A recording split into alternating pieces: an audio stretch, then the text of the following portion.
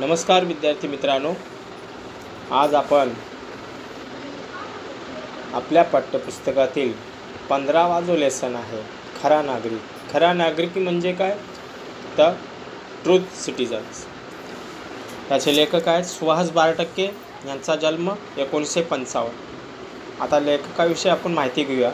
Information about author Suhas Bartakke.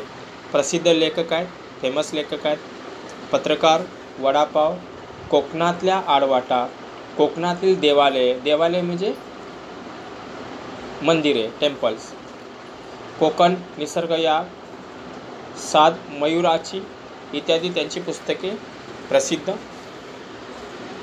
Kishore, लोकनाट्य, भटकंती, वसंत या मासिकामधून त्यांनी विपुल म्हणजे लॉट ऑफ रायटिंग लेखन केलेले. उत्कृष्ट बाल साहित्य पुरस्कार प्राप्त आहे. त्यांना उत्कृष्ट बाल साहित्य पुरस्कार मिळालेला आहे. आता पाठाविषयी बघूया. पाठात काय सांगितलेलं आहे. प्रस्तुत पाठात लेखकाने शालेय विषय अभ्यासताना ते फक्त अभ्यासायचे नसून त्यातील मूल्ये आचरणात आणायची असतात हे निरंजनच्या व्यक्तिरेखेतून स्पष्ट केले आहे. निरंजनने दाखवलेले प्रसंगावधान उल्लेखनीय आहे. तर प्रस्तुत पाठामध्ये आपण शालेय जीवनात केवळ अभ्यासक्रम शिकायचा नसतो, तर तो कृतीतही आणायचा असतो. ही जाणीव निरंजनच्या वागण्यातून आपल्याला दिसून येते आणि त्याचंच एक पात्र घेतलेलं आहे, कॅरेक्टर घेतलेलं आहे आणि त्याच्या माध्यमातून निरंजनने दाखवलेले प्रसंगावधान जे आहे ते अतिशय उल्लेखनीय आहे असं सांगितले. चला तर मग पाठ पाहूया. निरंजन आज भल्या पाटेस उठून अभ्यासाला बसला होता. भल्या पाटेस म्हणजे अर्ली मॉर्निंग. निरंजन हा अगदी पहाटे उठून अभ्यासाला बसला होता. आज शेवटचा नागरिकशास्त्र पेपर तो झाला की संपलीच परीक्षा. नागरिकशास्त्र म्हणजे सिविक्स.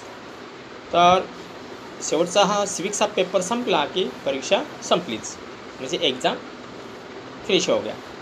इतिहास, भूगोल आणि नागरिकशास्त्र, हिस्ट्री, जिओग्राफी अँड सिविक्स तिन्ही विषयाचा केवढा अभ्यास करावा लागतो.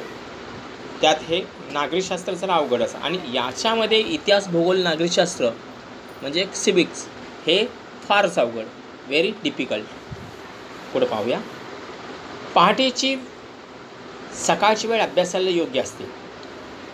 Early morning this is the time for very good for study. म्हणजे अभ्यासाची जी सकाळची वेळ आहे ही खूपच चांगली असते. The suitable time for early morning for study. हा भडसावळे गुरुजींनी दिलेला सल्ला अगदी योग्य होता. आणि निरंजनचे जे गुरुजी होते, teacher Bhadsawale, name of the teacher Bhadsawale गुरुजी यांना त्यांना ॲडवाईस दिला होता. सल्ला म्हणजे ॲडवाईस. आणि पहाटेचा जो अभ्यास केलेला असतो तो चांगला असतो, तो योग्य असतो.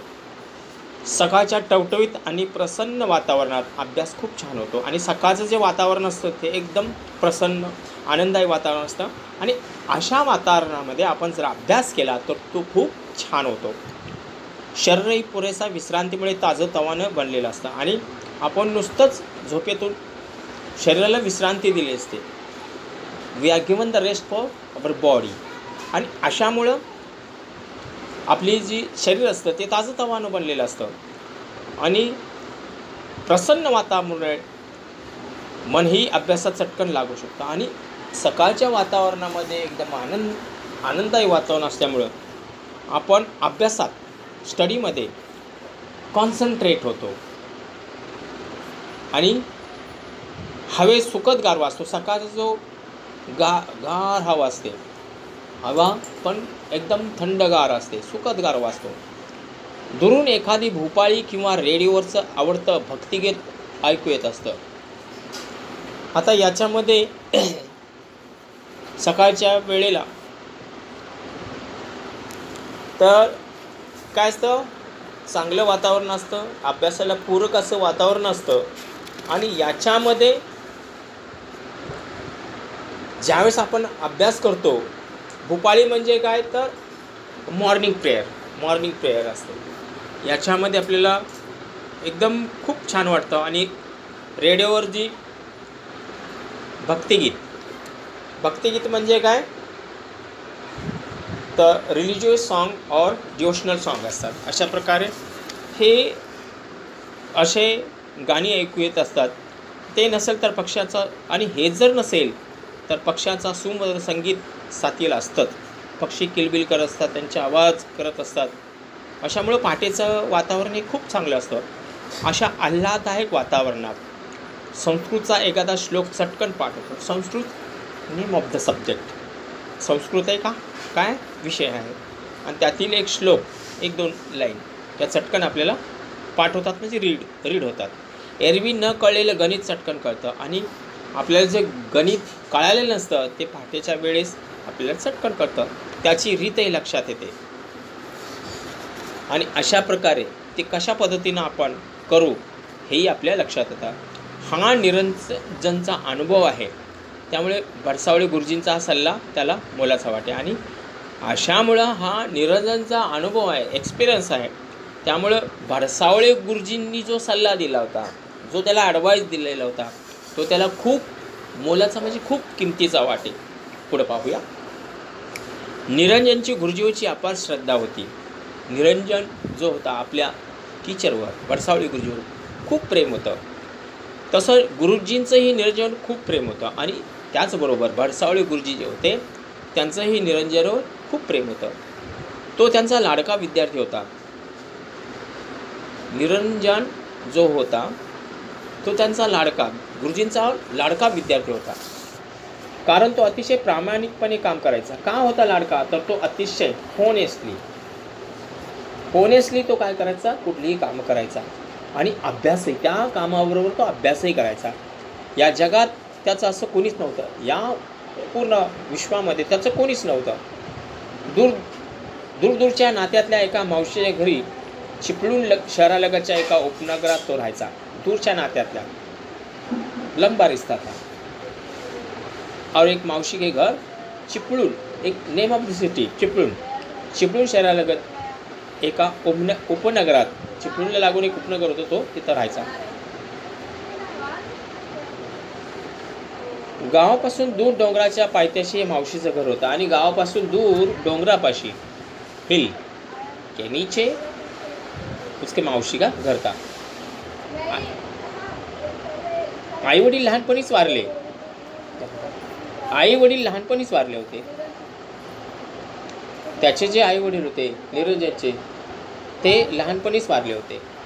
निरंजन्स फादर हे बचपन में ही गुजर गए थे. काही दिवस मामाने सांभाळ केला. काही दिवस निरंजनचा जो मामा होता त्यांनी त्याचा सांभाळ केला. आणि मग कामासाठी म्हणून चिपळूणला आणलं. आणि अशा प्रकारे तो कामासाठी मग चिपळूणला आणलं. आणि अशा प्रकारे त्याला कामासाठी चिपळूणला आणलं. या मावशीकडे आणून सोडलं आणि तोही मुंबईला निघून गेला. आणि मावशीकडे आणल्यामुळं तोही तसाच निघून गेला, तो कायमचाच. मामा आला, त्यानं मुंबईला मावशीकडे सोडलं चिपळूणला, आणि तो मुंबईला कामाला निघून गेला निरंजनचा मामा. जाताना मोलाचा सल्ला मात्र देऊन गेला. जाताना त्यानं काय केलं, एक सल्ला, एक ॲडवाईस दिला. तो काय म्हणला, रडत बसू नको. निरंजनला काय सांगितलं, तू रडत बसू नको. शेण गोटा वगैरे जी पडतील ती सारी कामं कर. शेण असेल, गोठ्यातलं शेण असेल जनावरांचं ते काढ, गोटा साफ कर, सगळी कामं सांगितली. मावशी देईल ते खा. मावशी जे तुला खायला देईल ते तू खा आणि इथंच राहा. आणि तू काय कर, इथंच राहा. मावशी तुला शाळेतही घालणार आहे. मावशी काय करणार आहे, तुला शाळेतही घालणार आहे. असं मामानं त्याला चिपळूणला सोडल्यानं तो मुंबईला जाताना हे सगळं सांगून गेला. पुढचा पॅराग्राफ पाहूया. मामा गेला आणि तो पुन्हा परतला नाही. चिपळूणला मावशीकडे सोडलं आणि मामा निघून गेला, तो परत आलाच नाही. मात्र लहानगा निरंजन मावशीच्या घरी प्रामाणिकपणे काम करायचा. हा निरंजन जो होता त्याच्या मावशीच्या घरी अगदी होनेसली काम करायचा. घरातल्या सर्वांशी त्याने जमवून घेतलं. घरामध्ये जी सगळी होती मावशीच्या घरामध्ये त्याच्याशी त्याने जमवून घेतलं आणि शाळेत नाव दाखल केलं. आणि शाळेमध्ये त्याचं नाव दाखल केल्यानंतर म्हणजे ॲडमिशन त्याला दिलं. मावशीची परिस्थिती तथाच असल्याने निरंजन वार लावून जेवायचा.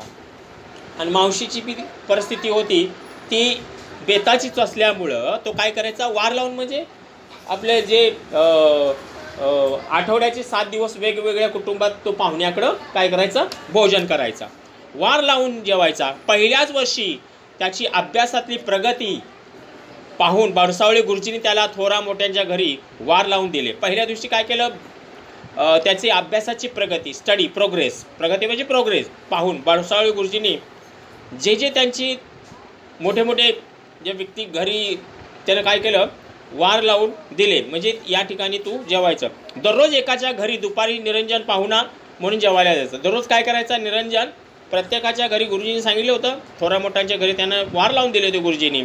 आणि दुपारी निरंजन पाहुणा म्हणून त्या लोकांच्या घरी जायचा जेवायला. मग तिथून शाळेत जेवल्यानंतर मग शाळेत यायचा. संध्याकाळी मात्र मावशीकडे जे काही मिळेल त्यावर राहायचा. म्हणजे मावशी जे खायला देईल त्याच्यावर तो भागवायचा. सकाळी लवकर उठून सकाळी तो लवकर उठायचा निरंजन. गोट्यातली सारी कामं आटपून अभ्यास करायचा. सगळी कामं गोट्यातल्या आटपायचा आणि अभ्यासाला बसायचा. गुरुजीवर श्रद्धा ठेवायचा, प्रेम करायचा गुरुजीवर तो. आणि परीक्षेत पहिला नंबर पटकवायचा. परीक्षेमध्ये पण तो पहिला यायचा. त्याच्या वह्या पुस्तकाचा खर्च भडसावळे गुरुजीच करायचे. त्याला जी वह्या लागेल, पुस्तके लागेल त्याचा खर्च भडसावळे गुरुजीच करत होते. गुरुजींनी त्याला सांगितलं, गुरुजींनी काय सांगितलं की जोपर्यंत तुझा पहिला नंबर आहे, निरंजनला सांगितलं जोपर्यंत तुझा पहिला नंबर आहे तोपर्यंत मी काय करेन, सारा खर्च मी करेन, असं भडसावळे गुरुजींनी निरंजनला सांगितलं. आणि वारही लावून देईल. त्याचबरोबर तुला प्रत्येकाकडं मी जेवायला काय करेन, वारही लावून देईन, नाहीतर नाही. आणि तू जर पहिला नंबर नाही आला तर मी हे काही करणार नाही. गुरुजींचं हे वाक्य लक्षात ठेवून निरंजन झटून अभ्यास करायचा. हे वाक्य निरंजनने लक्षात ठेवलं आणि तो काय करायचा, अगदी काळजीपूर्वक, अगदी परिश्रम घेऊन काय करायचा, झटून अभ्यास करायचा. तर विद्यार्थी मित्रांनो, आज आपण हे 2-3 पॅरेग्राफ मी चांगल्या प्रकारे तुम्हाला स्पष्टीकरणात शिकवले. मला वाटतं हे पॅरेग्राफ तुम्हाला चांगल्या प्रकारे समजले असतील. उरलेला पाठ आपण पुढच्या व्हिडिओमध्ये पाहूया. धन्यवाद. Thank you very much.